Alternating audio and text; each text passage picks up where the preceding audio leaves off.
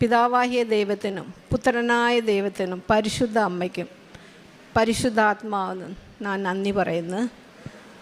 എൻ്റെ പേര് Susheela. Alappuzha mount Carmel പള്ളി ഇടവകയിൽ നിന്നാണ് വരുന്നത്. ഞങ്ങൾക്ക് 15 കൊല്ലമായിട്ട് ഒരു കേസെന്ന് പറഞ്ഞാൽ കോടികളുടെ വില വരുന്ന ഒരു സ്ഥാപനമാണ് ഞങ്ങൾ വാങ്ങിക്കുവാൻ തീരുമാനിച്ചത്. അതിനുവേണ്ടി ഞങ്ങൾ ഒരു സ്ഥലം വിറ്റ്, വലിയ എമൗണ്ടായിരുന്നു.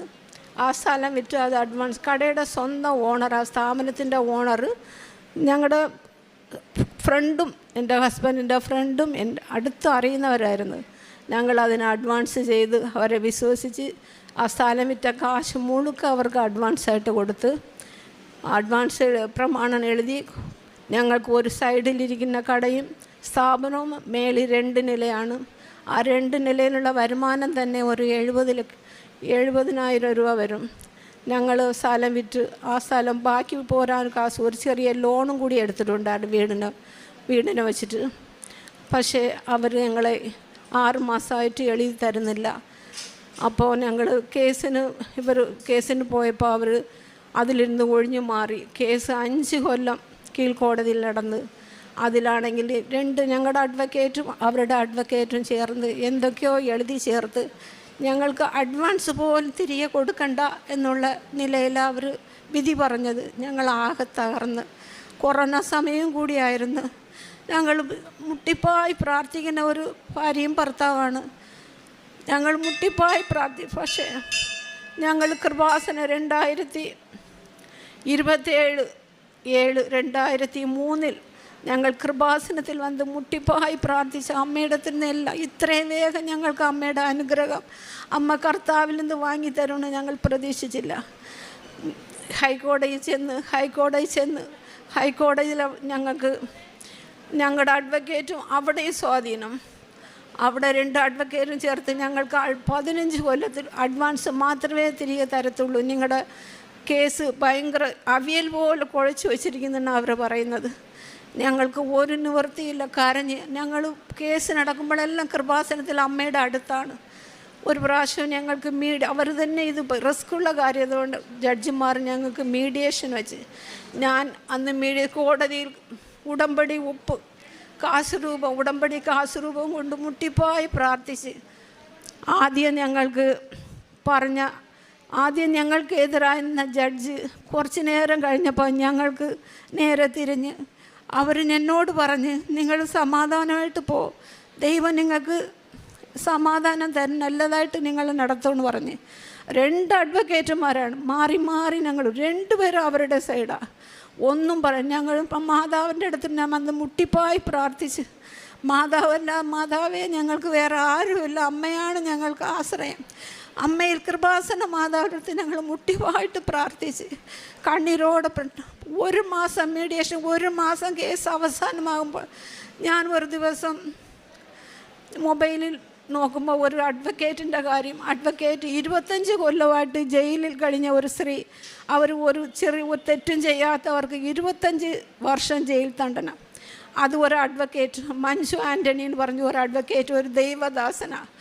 അയാൾ ഇടപെട്ട് ആ സ്ത്രീയെ 2 കൊല്ലത്തിനകം പുറത്തു കൊണ്ടുവന്ന ഒരു സാക്ഷിയാണ് ഞാൻ കണ്ടത്. എനിക്ക് എറണാകുളത്ത് എങ്ങനെ അഡ്വക്കേറ്റിൻ്റെ അഡ്രസ്സ് ഒന്നും എനിക്കറിയുന്നില്ല.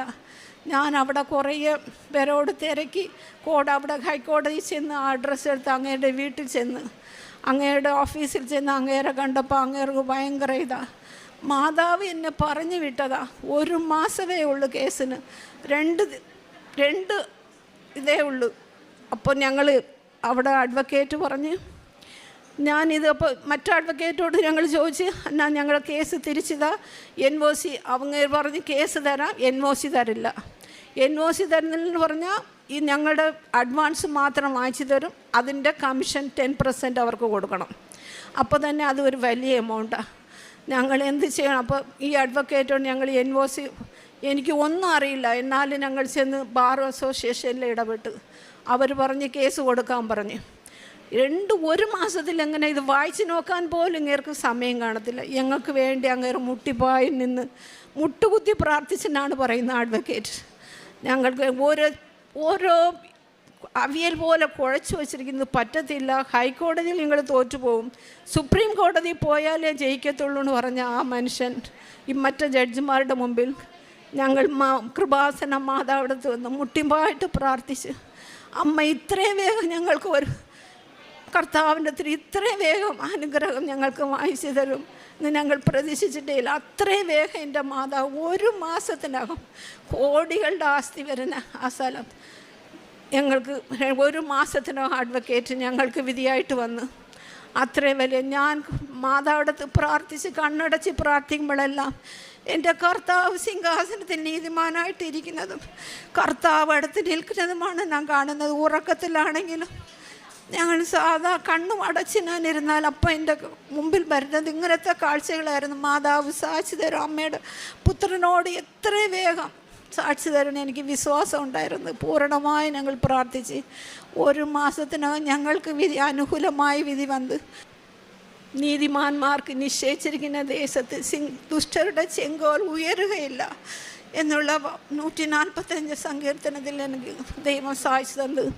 പിന്നെ കാരുണ്യ പ്രവർത്തനമായി ഞങ്ങളുടെ സ്ഥാപനത്തിൽ തന്നെ ഒരു 4-5 സ്റ്റാഫുകളുണ്ട്, ഹിന്ദുക്കളാണ്, മുസ്ലിമുണ്ട്. അതിൽ ആ മുസ്ലിം കുട്ടികളെല്ലാം ഞങ്ങൾക്ക് നടന്ന ഇതും എൻ്റെ കാര്യത്തിൽ ഞങ്ങളുടെ സ്ഥാപനത്തിൽ നടക്കുന്ന ഓരോ പ്രവൃത്തി അവർ കണ്ണുകൊണ്ട് കാണണം. മാതാവിൻ്റെ പ്രാർത്ഥന എപ്പോഴും കൃപാസന മാതാവിൻ്റെ പ്രാർത്ഥനയും ഉടമ്പടി പ്രാർത്ഥനയും രാവിലെയും വൈകുന്നേരം ഞങ്ങൾ പ്രാർത്ഥിക്കുന്നതെല്ലാം കുട്ടികൾക്ക് അറിയാം. കടയിലാണെങ്കിലും എപ്പോഴും ബൈബിളൊക്കെ വെച്ച് പ്രാർത്ഥിക്കണം.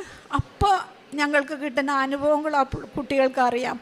അവർ ഹിന്ദുക്കളായിരുന്നിട്ടും മുസ്ലിമായിരുന്നിട്ടും ഇവിടെ വന്ന് ഉടമ്പടി എടുത്ത് അവരിപ്പോൾ ഏത് നേരവും പ്രാർത്ഥനയാണ്. ബൈബിളെല്ലാം 200 പേജ് നോട്ട്ബുക്ക് വാങ്ങിച്ചാണ് അവർ ബൈബിളിൻ്റെ വചനങ്ങൾ എഴുതുന്നത്. ഏത് നേരവും കടയിൽ എപ്പോഴും ഞങ്ങളുടെ പ്രാർത്ഥനയാവരും. ഞങ്ങൾക്ക് അതിൻ്റെ ആയിട്ട് അനുഗ്രഹമുണ്ട്. ഞാനാണെങ്കിൽ ഉള്ള പ്രവൃത്തി വയസ്സായ അമ്മമാർ പാർക്കുന്ന സ്ഥലത്ത് കൊണ്ടുപോയി അവർക്ക് ഡ്രസ്സുകളെല്ലാം കൊടുക്കും. റോഡിലാണെങ്കിൽ ആരെങ്കിലും പാവപ്പെട്ടവർ ബുദ്ധി സ്വാധീനമുള്ളവരൊക്കെ പോവുകയാണെങ്കിൽ അവരുടെ ഡ്രസ്സുകളൊക്കെ വളരെ വൃത്തിഹീനമായിട്ടിരിക്കും. ഞാൻ അവർക്കൊക്കെ അവരെ കൊണ്ടുവന്ന് അവർക്ക് ഡ്രസ്സൊക്കെ ഉടുപ്പിച്ച് വിടും. പിന്നെ പ്രായം ചെന്നവർക്ക് ഡ്രസ്സുകളൊക്കെ കൊടുക്കും. പിന്നെ ഒരുപാട് സങ്കടപ്പെടുന്നവർക്കും രോഗികൾക്കും ഞങ്ങളാലാവുന്ന സഹായങ്ങളൊക്കെ ചെയ്യും. പരിശുദ്ധ അമ്മയ്ക്കും പരിശുദ്ധ ദൈവപുത്രനും കോടാനുകോടി അതിന് മേൽ പറയാൻ ഞങ്ങൾക്ക് അവകാശമുണ്ട്. അത്രയ്ക്ക് എൻ്റെ കർത്താവും പരിശുദ്ധ അമ്മയും ചെയ്തെന്ന ഉപകാരങ്ങൾക്ക് കോടാനുകോടി നന്ദി. ബൈബിളൊക്കെ വായിക്കും. ഉടമ്പടി പ്രാർത്ഥന മുടങ്ങാതെ 2 പ്രാവശ്യവും ഞങ്ങൾ പ്രാർത്ഥിക്കും. അതിന് കഴിഞ്ഞ് ഞങ്ങൾക്ക് ഒരു ആക്സിഡൻറ്റ് എനിക്ക് ഉണ്ടായി. ഒരു പ്രൈവറ്റ് ബസ്സിൽ കൊണ്ട് ഇടിച്ച് ആട്ടോ മറിഞ്ഞു പോയി. എൻ്റെ കയ്യിൽ എപ്പോഴും ഉടമ്പടി കാശ് രൂപം എൻ്റെ കയ്യിലുണ്ടായി. ഞാൻ വീണത് മറിഞ്ഞതറിയാൻ ഞാൻ മാതാവേണ് ഒരു വിളിയാണ് വിളിച്ചത്. എൻ്റെ കൂടെ ഇരുന്ന എൻ്റെ 2 പേർക്ക് കൈ ഒടിഞ്ഞ് അവർക്ക് അടി ഭയങ്കരമായിട്ട്. പക്ഷേ എനിക്ക് എൻ്റെ കയ്യിൽ കുറച്ച് മാംസം മാത്രമേ പോയിട്ടുണ്ടായിരുന്നു, വേറെ ഒന്നും സംഭവിച്ചില്ല. ശ്വാസം വിടാൻ പറ്റിയില്ല. അപ്പോൾ ശ്വാസം വിടാൻ പറ്റാതെ ഉടനെ MRI സ്കാൻ ചെയ്തപ്പോൾ അവർ ഡോക്ടർ പറഞ്ഞ് അവിടെ ഒടിവോ ഒന്നുമില്ല, നീർക്കെട്ടൽ മാത്രമേ ഉള്ളൂ.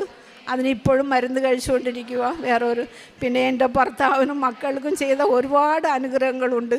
മാതാവ് വഴി പ്രവർത്തിച്ച ആ മക്കൾ വന്നില്ല, ഹസ്ബൻഡ് വന്നില്ല, അതുകൊണ്ട് അവർ വന്നിട്ട് സാക്ഷ്യം പറയാനിരിക്കുന്നു. ദൈവത്തിന് സ്തോത്രം, പരിശുദ്ധ അമ്മയ്ക്കും ദൈവത്തിന് സ്തോത്രം. ഒരു സ്ഥാപനം സ്വന്തമാക്കുവാനായിട്ട് ലോണൊക്കെ എടുത്തെല്ലാം പൈസ കൊടുത്തതാണ്, അഡ്വാൻസ് കൊടുത്തതാണ്. പക്ഷേ ഇവരുടെ പ്രതീക്ഷയെല്ലാം നഷ്ടപ്പെട്ട് അഡ്വാൻസ് പൈസ പോലും തിരിച്ചു കിട്ടില്ല എന്ന അവസ്ഥയായി. കുറച്ച് മാസങ്ങൾ കൊണ്ടാണ് ഇവർ വലിയ ദുഃഖത്തിൽ, ദാരിദ്ര്യത്തിൽ എത്തുന്നത്.